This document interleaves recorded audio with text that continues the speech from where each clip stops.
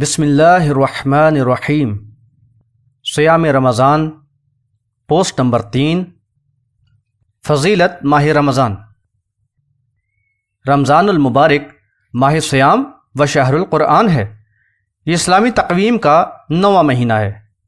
بیان اللسان اور المنجد میں اس کا مادہ رمضا باب سمع سے بھی آیا ہے۔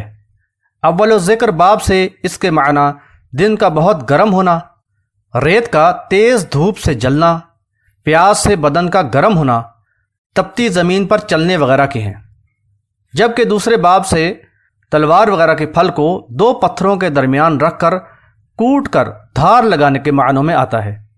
یہی مادہ ثلاثی مزید فی میں تفعیل و افعال کے ابواب میں بکریوں کو سخت گرم زمین پر چرانے، کسی کو جلانے، تکلیف دینے کے معنی دیتا ہے۔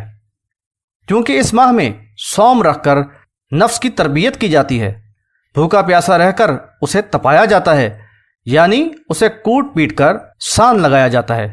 اس لیے اوپر بیان کیے گئے تمام ہی معنی اس ماہ رمضان پہ صادق آتے ہیں۔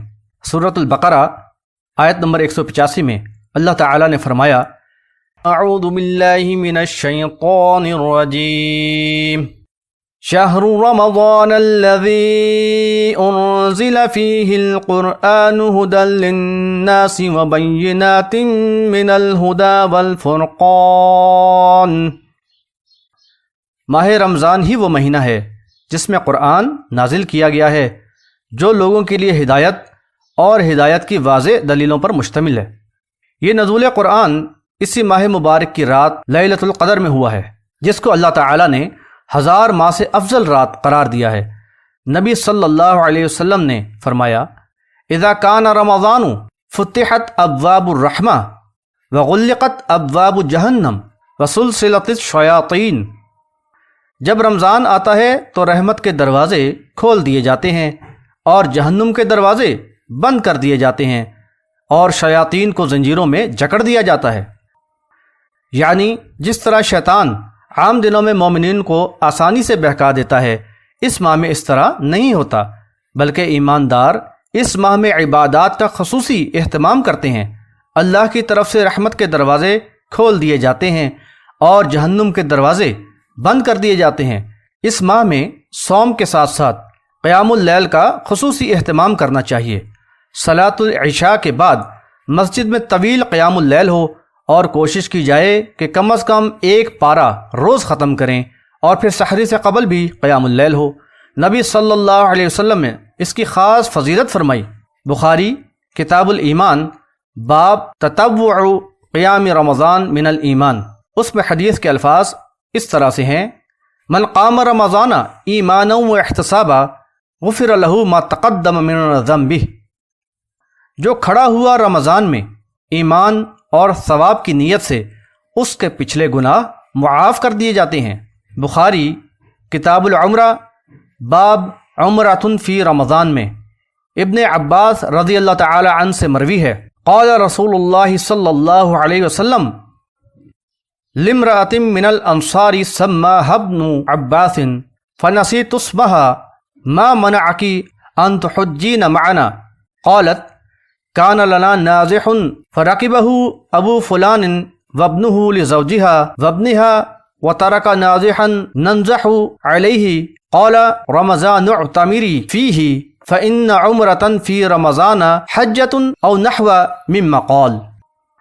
انصار کی ایک عورت سے جس کا نام ابن عباس نے لیا تھا لیکن میں بھول گیا، فرمایا کہ تمہیں میرے ساتھ حج کرنے سے کس چیز نے روکا؟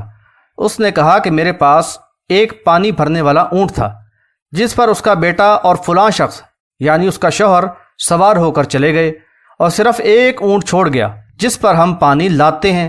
آپ نے فرمایا کہ جب رمضان کا مہینہ آئے تو اس مہینہ میں عمرہ کر لے، اس لیے کہ رمضان میں عمرہ کرنا ایک حج کے برابر ہے، یا اسی کی مثل کچھ فرمایا۔ یعنی اس ماہ میں عمرے کی اس قدر فضیلت ہے کہ اس کا ثواب حج کے برابر ہے۔ آئیے اب صوم کے طریقہ کار کی طرف۔ صوم کا طریقہ کار: نبی صلی اللہ علیہ وسلم نے فرمایا: الشہر 29 لیلہ فلا تصوموا حتی تروہ فإن غم علیکم فَأَقْبِلُوا الْعِدَّةَ 30 مہینہ 29 راتوں کا بھی ہوتا ہے، اس لیے جب تک چاند نہ دیکھ لو صوم نہ رکھو، اور جب تک چاند نہ دیکھ لو افطار نہ کرو، اور اگر ابر چھایا ہوا ہو تو 30 دن پورے کرو۔ بحوالہ بخاری کتاب الصوم، باب قول النبی صلی اللہ علیہ وسلم، صفحہ نمبر 27، اذا رأیتم الہلال فصوموا واذا رأیتموہ فافطروا۔ ایک اور روایت میں بخاری کتاب الصوم، باب هل یقال رمضان او شہر رمضان ومن رأى کلہ واسعا کے اندر یہ حدیث کے الفاظ اس طرح سے آئے ہیں: اذا رأیتموہ فصوموا واذا رأیتموہ فافطروا فإن غم علیکم فاقدروا لہ۔ جب تم رمضان کا چاند دیکھو تو صوم رکھو، اور جب شوال کا چاند دیکھو تو افطار کرو، اگر تم پر بدلی چھائی ہوئی ہو تو اس کا اندازہ کرو، یعنی 30 دن پورے کرو۔ سامعین کرام، چاند دیکھنے پر جو دعا جو عام طور پر مشہور ہے سندن ضعیف ہے، اسی طرح صوم رکھنے کی کوئی بھی دعا کسی بھی حدیث سے ثابت نہیں، یہ من گھڑت ہے، لہذا بدعت ہے۔ اس بارے میں نبی صلی اللہ علیہ وسلم کی حدیث پیش کی جاتی ہے کہ جس نے فجر سے پہلے نیت نہیں کی تو اس کا صوم نہیں۔ نیت دراصل دل کے ارادے کا نام ہے، یعنی جس نے فجر سے پہلے صوم کا ارادہ نہیں کیا اس کا صوم نہیں۔ اوقات صوم، اللہ تعالیٰ فرماتا ہے: وَكُلُوا وَاشْرَبُوا حَتَّى يَتَبَيَّنَ لَكُمُ الْخَيْطُ الْأَبْيَضُ مِنَ الْخَيْطِ الْأَسْوَدِ مِنَ الْفَجْرِ ثُمَّ أَتِمُّوا الصِّيَامَ إِلَى اللَّيْلِ۔ سورۃ البقرہ آیت نمبر 187۔ اور کھاتے پیتے رہو یہاں تک کہ صبح کی سفید دھاری سیاہ دھاری سے الگ نظر آنے لگے۔ سیاہ اور سفید دھاری یا دھاگے کا فرق اسی وقت واضح ہو سکتا ہے جب رات کی تاریکی ختم ہو اور دن کی روشنی نمودار ہو۔ عدی بن حاتم رضی اللہ تعالی عنہ نے نبی صلی اللہ علیہ وسلم سے اس بارے میں وضاحت چاہی تو آپ صلی اللہ علیہ وآلہ وسلم نے فرمایا کہ اس سے رات کی سیاہی اور صبح کی سفیدی مراد ہے۔ بحوالہ بخاری کتاب التفسیر۔ یہ روشنی شفق سحر کے آغاز پر نمودار ہوتی ہے، اور اسی کو طلوع سحر یا صبح صادق کہا جاتا ہے، اور اسی سے صوم کی ابتدا ہوتی ہے۔ سحری آخری وقت میں کی جائے اور صبح صادق سے قبل سحری ختم کر دی جائے۔ سحری کھانے میں برکت ہوتی ہے۔ نبی صلی اللہ علیہ وسلم نے بخاری کتاب الصوم، باب برکت السحوری من غیر ایجاب کے اندر فرمایا: تو سحروا فإن فی السحور برکہ، سحری کھاؤ اس لیے کہ سحری کھانے میں برکت ہوتی ہے۔ اسی طرح مسلم کتاب الصیام، باب فضل السحور و تاکید استحبابی واستحبابی تاخیرہ و تعجیل الفطر کے اندر نبی صلی اللہ علیہ وسلم سے یہ الفاظ آئے ہیں: فصل ما بین صیامنا و صیام اہل الکتاب اکلۃ السحر۔ ہمارے اور اہل کتاب کے صوم میں سحری کھانے کا فرق ہے۔ بخاری کتاب الصوم، باب متی یحل فطر الصائم میں نبی صلی اللہ علیہ وسلم نے فرمایا: اذا اقبل اللیل من ہا ہنا وادبر النہار من ہا ہنا وغربت الشمس فقد افطر الصائم۔ جب رات اس طرف سے آ جائے اور دن اس طرف سے چلا جائے اور آفتاب ڈوب جائے تو صائم کے افطار کا وقت آ گیا۔ متعدد احادیث میں افطار میں جلدی اور سحری میں تاخیر کرنے کی تاکید کی گئی ہے، لہذا یہ مسنون اور مستحب ہے کہ غروب کے فوراً بعد افطار کر لیا جائے۔ اور یہاں یہ بات قابل وضاحت ہے کہ قطبین کے نزدیکی علاقوں میں جہاں دن اور رات کئی مہینوں کے ہوتے ہیں، وہاں مشرقی اور مغربی افق پر کچھ ایسے آثار نمایاں ہو جاتے ہیں جن سے صبح و شام کا اندازہ لگا کے وہ لوگ سونے، جاگنے اور دیگر ضروریات و مشاغل کے اوقات کار متعین کر لیتے ہیں۔ چنانچہ صلاح اور سحر و افطار کے اوقات کا تعین بھی اسی طرح کیا جا سکتا ہے۔ جب نبی صلی اللہ علیہ وسلم افطار فرماتے تو یہ الفاظ کہتے: ذهب الظماء وابتلت العروق وثبت الاجر ان شاء اللہ۔ بحوالہ ابو داود کتاب الصوم باب القول عند الافطار۔ پیاس بجھ گئی، رگیں تر ہو گئیں اور اجر ثابت ہو گیا اگر اللہ نے چاہا۔ اس مبارک ماہ میں صائم کو صوم افطار کرانے کی بھی بڑی فضیلت ہے۔